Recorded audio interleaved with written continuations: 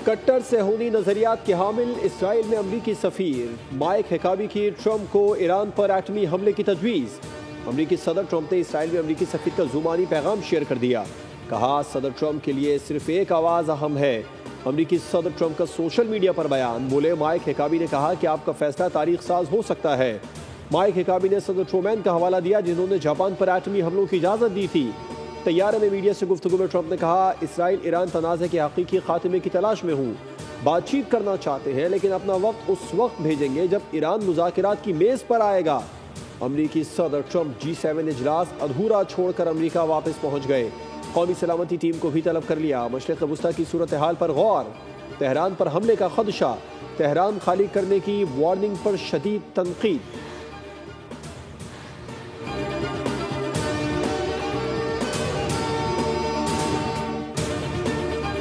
दुनिया अमेरिका के बगैर भी आगे बढ़ सकती है। चीनी सदर शी जिनपिंग की तंबीह। कहा, हर सल्तनत ने खुद को नागुज़ीर करार दिया, लेकिन हर एक बिल आखिर मान पड़ गई। ताकत कम होती है, असर रसूख मुंतकिल हो जाता है। अगर अमेरिका दुनिया का एहतराम नहीं करेगा तो वो वही सबक सीखेगा जो हर जवाल पजीर सल्तनत ने बहुत देर से सीखा। याद रखो, दुनिया हमेशा आगे बढ़ती है। इलाकाई कशीदगी में इजाफा बैनुल-अक़वामी बिरादरी के मुश्तरका मफाद में नहीं है। चीनी वजारत खारजा ने कहा है कि अमेरिका तनाज़े को हवा देने के बजाय कशीदगी में कमी के लिए काम करे। आग पर तेल डालने, धमकियां देने और दबाव बढ़ाने से सूरत हाल में बेहतरी नहीं आएगी, बल्कि इससे खित्ते में तनाज़ा मजीद गहरा और वसी हो जाएगा।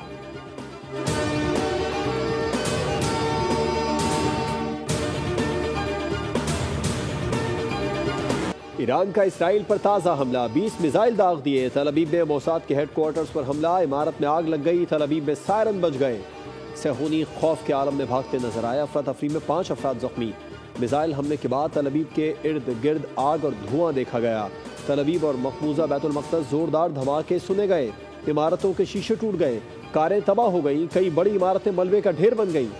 इसराइली फौज ने खदशा जाहिर किया है कि ईरान मजीद हमले करेगा। इसराइली फौज ने नुकसानात छुपाने के लिए सेंसरशिप सख्त कर दी। जुमा से अब तक ईरानी मिसाइल हमलों में 27 इसराइली हलाक हो चुके हैं।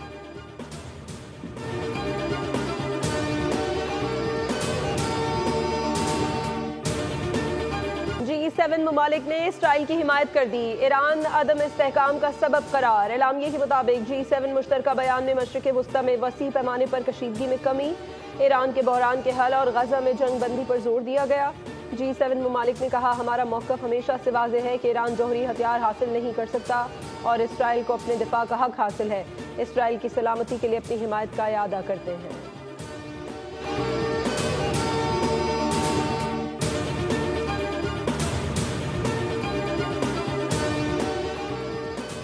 इसराइल अमन की राह पर आने से गुरेज़ा है। रूस ईरान और इसराइल दोनों से ताल्लुकात रखता है।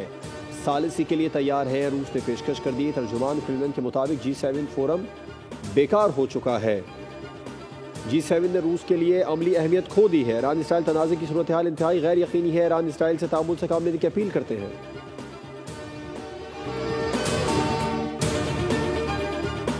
इसराइली फौज का एक और ईरानी सीनियर कमांडर को शहीद करने का दावा। अरब मीडिया के मुताबिक इसराइली फौज ने खातमुल अंबिया के सेंट्रल हेडक्वार्टर के सरबराह अली शादमानी को शहीद करने का दावा किया है। अली शादमानी को जुमे को गुलाम अली रशीद की शहादत पर खातमुल अंबिया सेंट्रल हेडक्वार्टर का सरबराह बनाया गया था। ईरानी वज़ीर ख़ारजा अब्बास अराग़ची ने 3 यूरोपीय हम मनसबों से गुफ्तगू करते हुए कहा कि ये जंग ईरान ने शुरू नहीं की और ना ईरान खूरेज़ी जारी रखने में दिलचस्पी रखता है। ईरान सिफारतकारी के लिए संजीदा है। मुज़ाकरात की मेज़ कभी नहीं छोड़ी, मगर इस वक्त तेहरान का फोकस इसराइली जाहिरियत से निमटने पर है।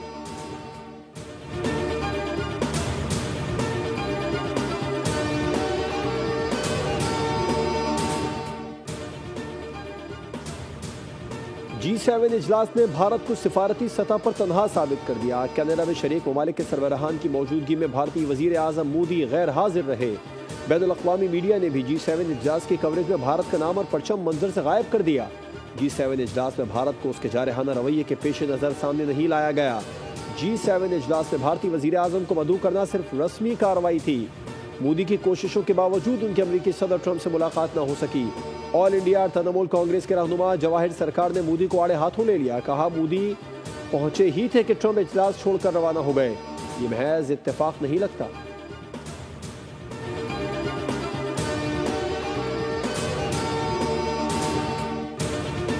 कनाडा में होने वाले G7 समिट में उस वक्त दिलचस्प सूरत हाल पैदा हो गई जब अमरीकी सदर डोनाल्ड ट्रंप अपने हाथों में अहम तजारती मुआहदे के कागजात न संभाल सके। कागजात जमीन पर गिरते ही बरतानवी वजीर आजम के स्टामर ने फौरन झुककर कागजात उठाए। ट्रंप ने फिर मीडिया के सामने अमरीका और बरतानिया के दरमियान हतमी तजारती मुआहदा लहरा दिया। सियासी हलकों में वीडियो को ताकत के तवाजुन की एक अलामत के तौर पर देखा जा रहा है।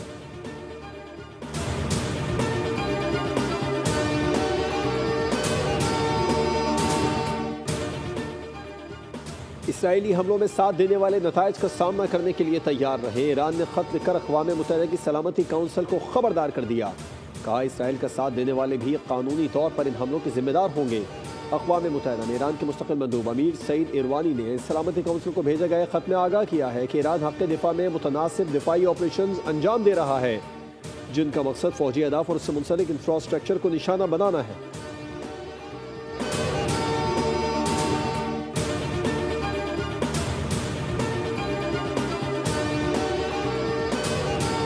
इसराइल जंग के दौरान ईरानी मिसाइल हमलों से तंग इसराइली समंदरी रास्ते से मुल्क से फरार होने लगे। इसराइली अखबार हाटिस की एक रिपोर्ट के मुताबिक फ़ज़ाई हुदूद बंद होने और परवाज़ें मुअत्तल होने के बाद इसराइली शहरी कश्तियों के जरिए मुल्क छोड़कर कब्रस जाने लगे हैं।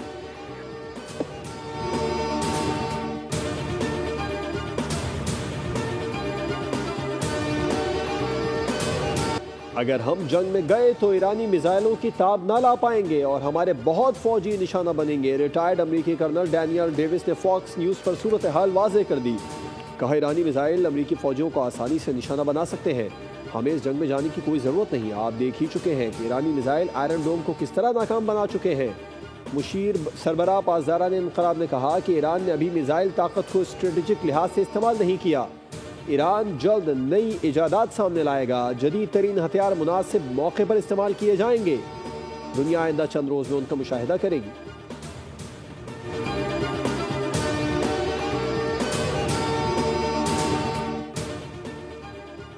दुनिया के मारूफ फुटबॉलर क्रिस्टियानो रोनाल्डो की दुनिया में अमन के क़याम और कशीदगी के खात्मे की अपील।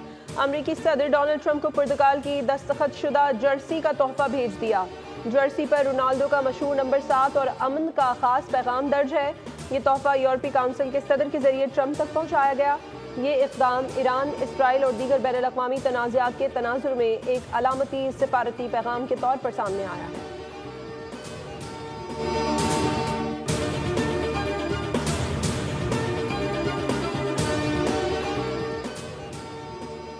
ईरान में फंसे पाकिस्तानी ज़ायरीन की वापसी जारी। ज़ायरीन और तलबा ईरान से बसों के जरिए पाक ईरान बॉर्डर तफ्तान पहुँचे।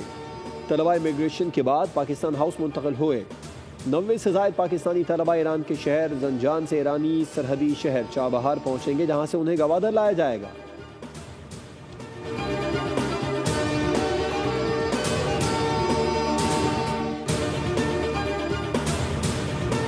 खुराक के इंतजार में खड़े शहरियों पर इसराइली हमले। मजीद 74 फलस्तीनी शहीद हो गए। इसराइली फौज ने खान यूनिस में शहरियों पर उस वक्त निशाना बनाया जब लोग इसराइल और अमरीकी इंतजामिया की जेर निगरानी चलने वाले खुराक तकसीमी मराकज़ पर जमा थे। अरब मीडिया के मुताबिक इसराइल की जानिब से गाजा में इमदाद की आमद बंद करने के बाद खुराक की शदीद किल्लत है और ऐसे में हर रोज़ हज़ारों शहरी खुराक तकसीमी मराकज़ के बाहर जमा होते हैं।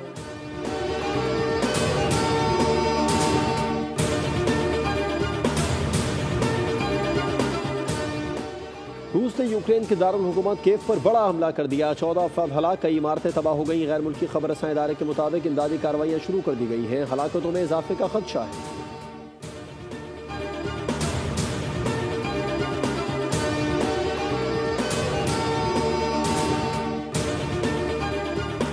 मार्शल सैयद आसिम मुनीर का दौरा अमरीका। वाशिंगटन में मुकीम पाकिस्तानी कम्युनिटी से मुलाकात की। बड़ी तादाद में ओवरसीज पाकिस्तानियों की जानिब से फील्ड मार्शल का पुरतपाक इस्तकबाल किया गया। मौक़ा हक में पाक अफवाज की शानदार कारकर्दगी पर ज़बरदस्त खराज तहसीन पेश किया। मुसल्लह अफवाज की बहादुरी और पेशा वराना महारत को सराहा। फील्ड मार्शल ने ओवरसीज पाकिस्तानियों की मईशत में खदमात और सरमायाकारी को सराहा। कहा ओवरसीज पाकिस्तानियों ने तरसीलात ज़र, सरमायाकारी और मुख्तलिफ शोबों में अपनी आला कामयाबियों की बदौलत अहम किरदार अदा किया। समंदर पार पाकिस्तानियों ने मुफीद तजावीज़ तजुर्बात भी आर्मी चीफ के साथ शेयर किए।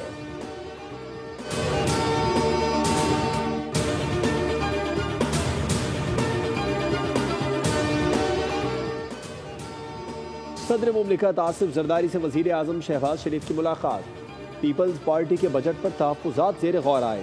पीपल्स पार्टी ने सक्खर हैदराबाद मोटरवे समेत दीगर तरक्याती मनसूबों का मामला भी रखा। ज़राए के मुताबिक वफाकी PSDP में सिंध को नज़रअंदाज करने के मामले पर तहफ़्फ़ुज़ात से भी आगाह किया। वज़ीर आज़म ने तहफ़्फ़ुज़ात दूर करने की यकीन दहानी करवा दी। पीपल्स पार्टी ने बजट तैयारी में एतमाद में न लेने पर भी गिला किया।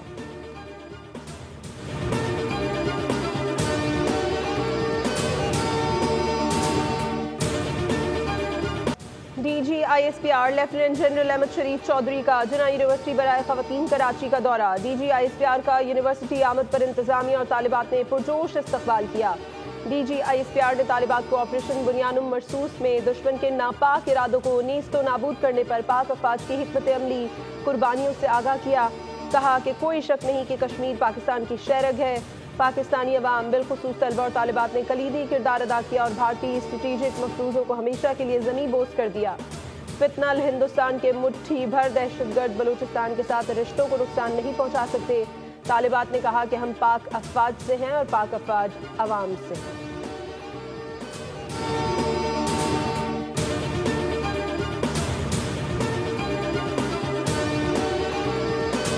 का कुल बजट का तखमीना 1028 अरब रुपए है, जिसमें गैर तरक्याती बजट का हुजम 642 अरब रुपए हैं। आइंदा माली साल हमारी हुकूमत ने ECE और प्राइमरी स्कूल की बेहतरी के लिए 28 अरब रुपए की खतीर रकम मुख्तस की है।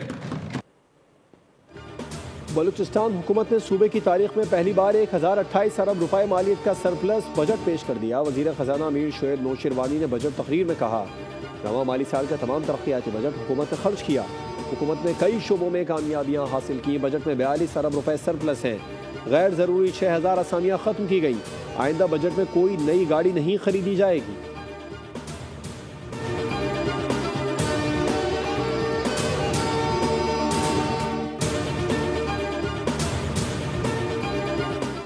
कौमी असम्बली की कायमा कमेटी बराए खजाना का इजलास। कमेटी ने सोलर पैनल पर 18% सेल्स टैक्स आयद करने की तजवीज़ मुस्तरद कर दी। चेयरमैन कमेटी नवीद कमर ने कहा, सोलर पैनल पर टैक्स से मुतालिक हमारा मौक़िफ़ वाज़ेह है। वज़ीर खजाना मोहम्मद औरंगज़ेब ने जवाब दिया, आपकी तजवीज़ नोट कर ली गई है। कमेटी अरकान ने मुतफ़िक़ा तौर पर FBR की तजवीज़ को भी मुस्तरद कर दिया।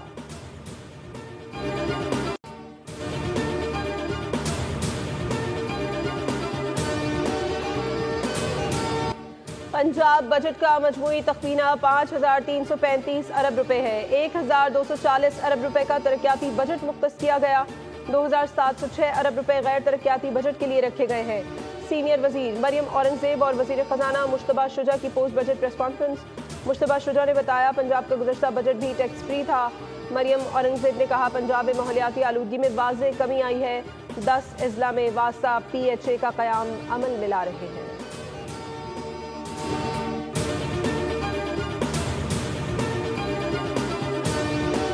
कोई मेजर प्रोजेक्ट का अनाउंस नहीं किया।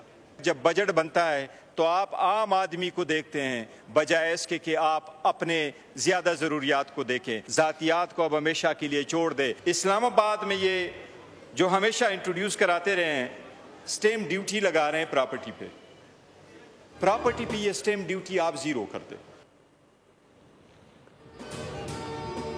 पीपल्स पार्टी ने पहले भी हुकूमत को वोट दिया, अब भी देगी। PP कभी हुकूमत के खिलाफ नहीं जाएगी। पीपल्स पार्टी से बात करना गैर संजीदा होगा। कौमी असम्बली इजलास में बैरिस्टर गौहर का इजहार ख्याल। कहा, FBR में गैर ज़रूरी अमला काम कर रहा है। इस वक्त 16 डायरेक्टर जनरल काम कर रहे हैं। यहाँ इस्लाहात की ज़रूरत है। दुनिया ने प्रॉपर्टी टैक्स को ख़त्म कर दिया। हुकूमत इस्लामाबाद में प्रॉपर्टी पर ड्यूटी सिफर करे। हुकूमत बजट में अपोजिशन की तजावीज़ को भी ऑन बोर्ड ले।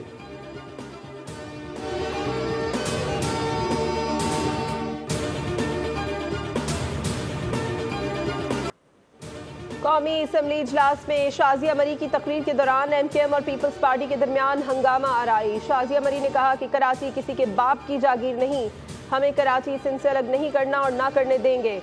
कराची सिंध का है और सिंध का रहेगा। MKM की आसिया इसहाक पीपल्स पार्टी के अरकान की जानिब बढ़ने लगी तो आसिफा भुट्टो, सहर कामरान और दीगर अरकान बीच में आ गए। आसिया इसहाक और शाजिया मरी में तल्ख जुमलों का तबादला। जावेद हनीफ ने कहा कि तुम लोगों ने कराची को यतीम बना रखा है, ये धमकियां दे रहे हैं।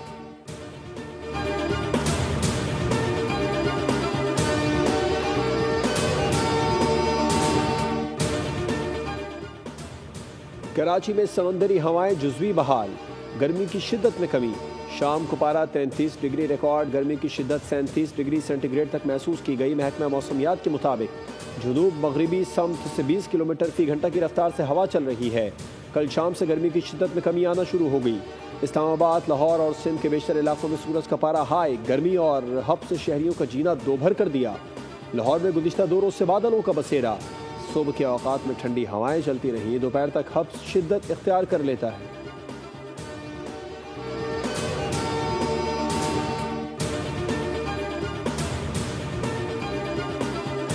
कराची के इलाके लियाकताबाद B1 एरिया के रिहायशी बिजली की लोड शेडिंग से तंग। शहरियों ने के इलेक्ट्रिक के दफ्तर पर धावा बोल दिया।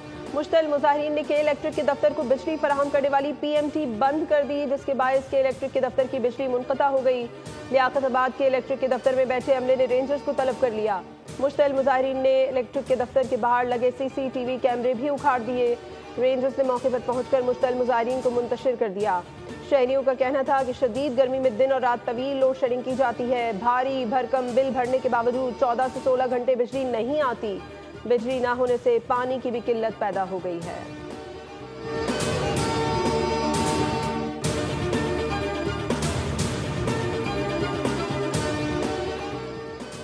Olympic gold medallist Arshad Nadeem के लिए एक और एजाज। पेरिस ओलंपिक्स में तारीखी कारकर्दगी पर फोर्ब्स 30 अंडर 30 एशिया की फहरिस्त में शामिल कर लिया गया। 28 साल अरशद नदीम ने 2024 के पेरिस ओलंपिक्स के जावलिन थ्रो इवेंट में 92.97 मीटर्स की थ्रो करके गोल्ड मेडल जीता था, जिसे आलमी जरीदे फोर्ब्स ने स्टनिंग शूटर करार दिया था। ये इनफरादी मुकाबलों में पाकिस्तान का ओलंपिक्स में पहला तलाई तमगा है।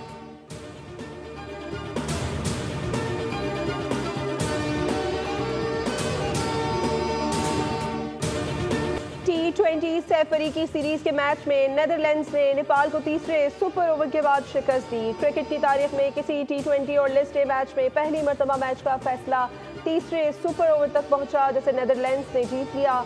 नेदरलैंड्स और नेपाल की टीमों ने मुकर्ररा ओवर्स में 152 रन स्कोर किए।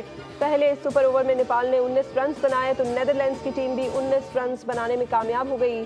दूसरा सुपर ओवर 17 रन से बराबर रहा। तीसरे सुपर ओवर में नेपाल की 2 विकेटें 4 गेंदों पर गिर गईं और कोई रन न बना। नेदरलैंड्स के बैटर ने छक्का मारकर अपनी टीम को कामयाबी दिलवाई।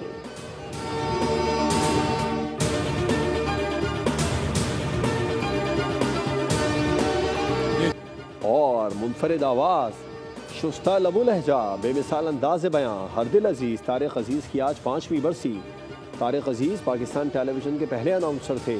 मकबूल तरीन गेम शो नीलाम घर शुरू करने का सहरा भी उन्हीं के सर है। 42 फिल्मों में भी अदाकारी के जौहर दिखाए। फनी खिदमात पर तमगा बरा हुस्न कारकर्दगी से भी नवाजा गया।